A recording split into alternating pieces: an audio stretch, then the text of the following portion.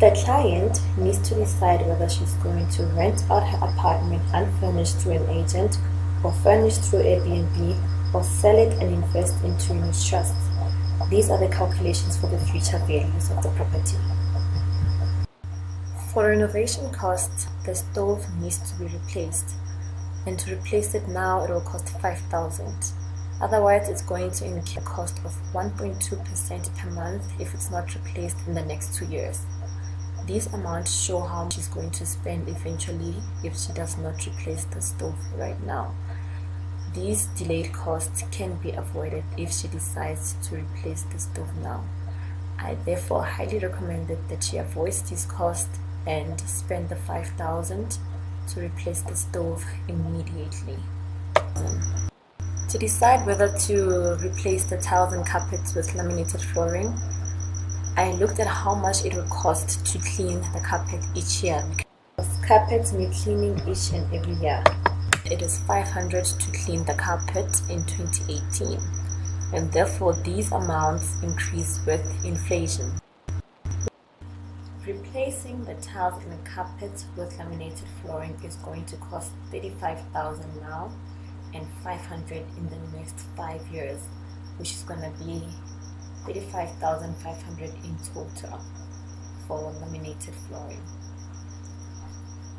The benefit is that we are going to save by not cleaning the carpet each year, which means a total of 2,938 will be saved from laminated flooring. And since there's also a benefit of 800 increase in rental income, we are also going to add that as a benefit to the carpet cleaning costs.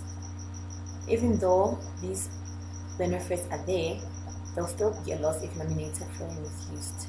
Then we're going to have renovations for each of the options and the cost of the renovation.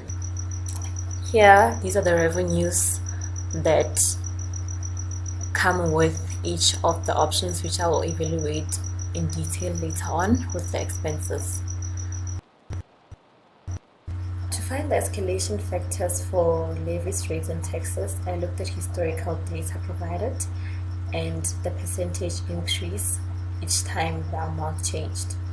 And using these percentage increases, I found the average to calculate the levies, and then I also used the average percentage increase to calculate the rates and taxes. I assume that agents charge 10% of the annual rental income, which is highlighted here, and I will show it in detail later on. Therefore, I use 10% of the rental income to find the agent rate. I also assume that commission for sale of property ranges between 5 and 7.5%, and the average I used it, which is 6.25, to calculate the agent rate of the agent from the selling price. For financing, I looked at two options, whether to refinance or to get a personal loan. For the rental of the unfurnished apartment, there's still a current mortgage that is owed of 400,000, and we're going to need a loan of 22,000 right now. Therefore, the new mortgage amount is 422,000. And using this amount, we calculated the total amount of loan that we're going to need, which also includes the refinancing cost. Using that, we also calculated the annual mortgage repayment for the refinancing option. Assuming that the interest on the personal loan is 12%, I calculated how much the annual payment per year will be for the personal loan of 22,000. The client still owes 400,000 on her mortgage for the apartment. I calculated the annual mortgage repayment for the next 15 years counting from now, and I added the two amount of the personal loan and the mortgage, and the total annual payments are still more than the refinancing option. Of the furnished apartment, there's going to be a 72,000 loan required on top of the current mortgage, and the total loan will be 422,020 rand, including the refinancing cost. Using that, I calculated the annual mortgage repayments. For the personal loan option, I calculated the annual repayment of the 22,000 loan, and using the mortgage, I also calculated the annual payments. And it's still visible that the personal loan option is more than the refinancing option. For personal tax calculations, I used the yearly 7% increase in salary to calculate the salary of the next 5 years, which increases from 950,000 now to these amounts for the next 5 years. And using the SARS tax bracket, I calculated the 4% increase in the salaries per year. For capital gain tax and transfer fees calculations, the proceeds from sale in 2023, 5 years from now, will be this amount, and I assume that the annual inclusion is 40,000 and the inclusion rate is 40%. Using these amounts, I managed to calculate the capital gain tax for option 1 and option 2 when the apartment is sold in 2023. For option 3, where the apartment will be sold now for 920,000 after paying 720 in 2014, and with the repairs of 22,000, I was able to calculate the capital gain tax. Using the information from the SARS website, transfer fees are charged at 3% for any property that is sold for above 900,000. To rent out the unfurnished apartment each year, the rental income is assumed to increase by 4.5% each year. And then the total revenues were calculated, including the deposit in the first year and the sales in the last year, 2023. And it's assumed that tenants will move in on the 1st of January 2019, and that the deposit will be used to pay for the future replacement and repair costs.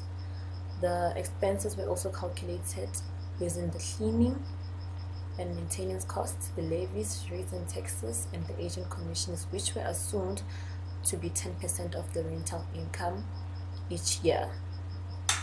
The after-tax cash flows were calculated, and those amounts were used to calculate the net present value for this option, and this is the amount that it got to after all the calculations. And these are the benefits and the risks and uncertainties that are involved with this option.